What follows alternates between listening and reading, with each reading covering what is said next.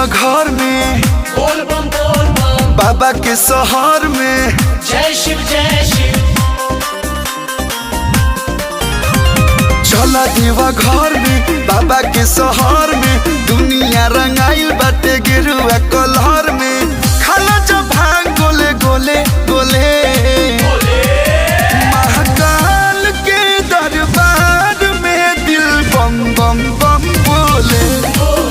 भोलेनाथ जी के प्यार में दिल बम बम बम बोले।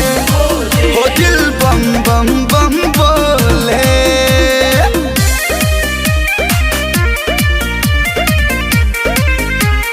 हर हर महादेव।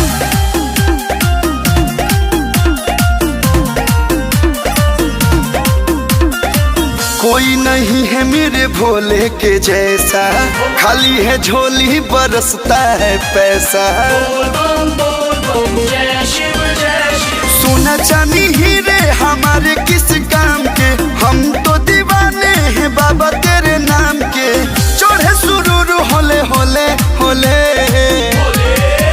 बाबा बैजू के दरबार में दिल बम बम बम बोले। भोलेनाथ जी के प्यार में दिल बम बम बम बोले। दिल बम बम बम बोले। बोल बम बम बम बम, बोल बम बम बम बम।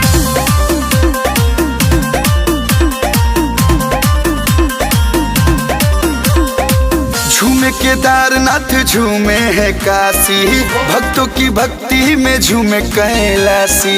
बोल बम जय शिव जय शिव। सिर पे है गंगा भस्म लगा माथ पे, गलुआ सुलिखे है भोला दोनों हाथ पे।